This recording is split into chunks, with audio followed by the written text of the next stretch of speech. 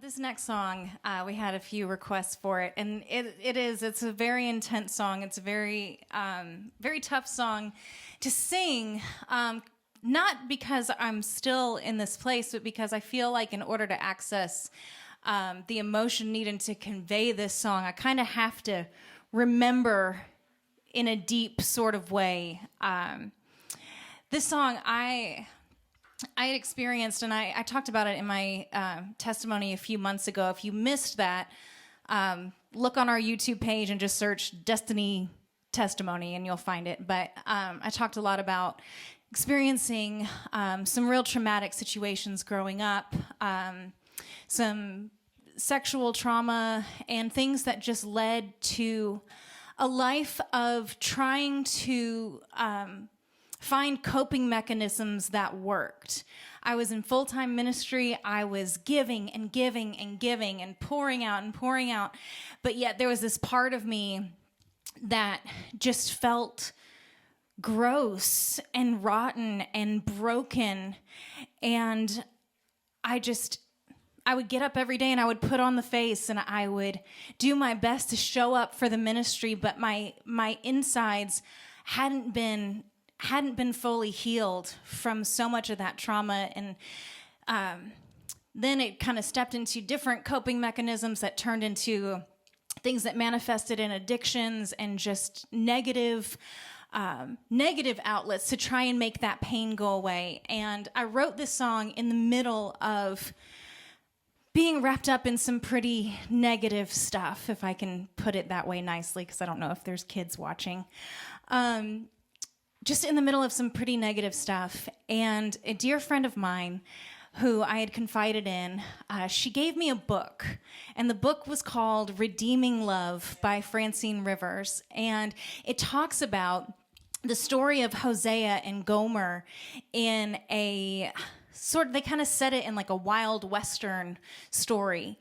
And listening to the story of this prostitute who was married and was able to be adopted into the kingdom of God because the prophet married her and redeemed her and showed the picture of Jesus long before Jesus ever showed up. That story really helped pull me out of this darkness. But I feel like, some of us, we try to, especially like as writers and as ministers, we try to give a happy ending at the end of everything, or kind of leave things on a positive note at the end of a song. And there are times that sometimes the pain needs a moment. The frustration needs a moment. The anger, the hurt, the sadness needs a moment for you to sit with it and acknowledge that. And that's where the healing can come, because when you sit down with that pain and that trauma and that hurt, you're inviting Jesus to sit down with it. And when you step back up from that moment of sitting in those emotions, Jesus can pull you up and out of it. But I believe that he's called us to live in that resurrection, that standing up, and not just in a state of denial of, oh, I'm fine, I'll just push on, I'll push on.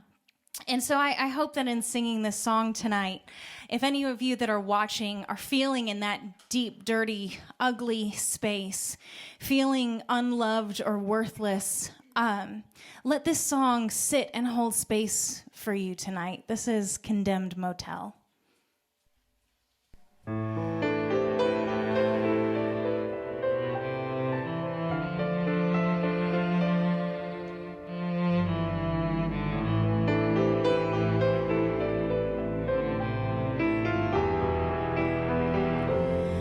When did my body cease to be a temple? A place I was proud to plead for you to come and dwell. Now every room is occupied by greedy lovers, and the once majestic embassy became a 5-star roach motel. I used to fall asleep with my head against your chest.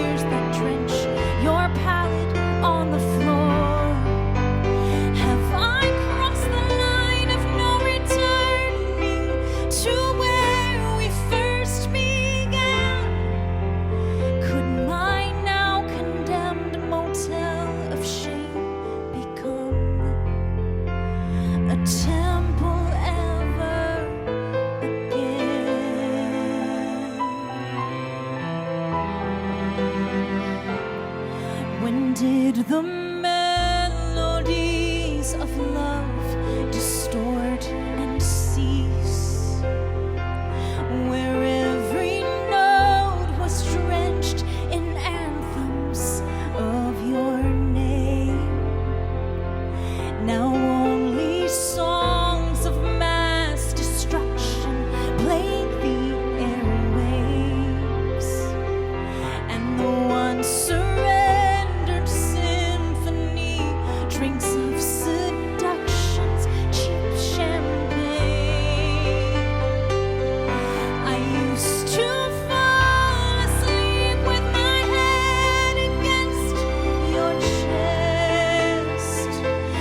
No one could have convinced me the way was born to you and the heavens painted brass.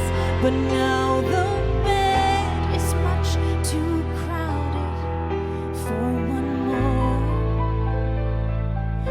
I'm lullaby to the rhythm of the longing tears that drench your palate on the floor. Have I crossed the line of no returning to where we first began? Could my now condemned motel of shame become a temple ever again?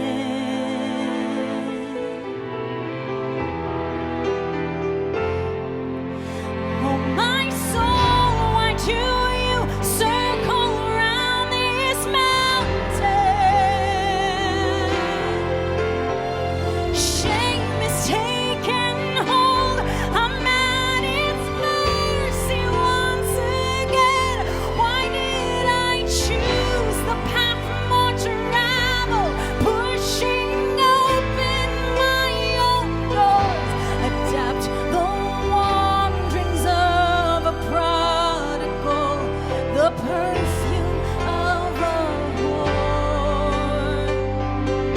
I know that you're a jealous lover. Would you take me back once more? 'Cause I'm ashamed to say I need you, degrade you to my last resort.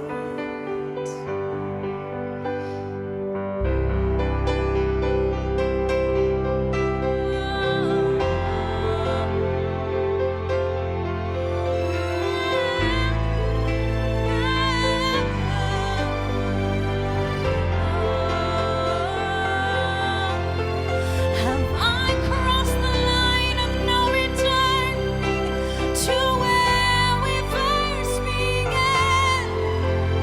Can my now condemned motel of shame become a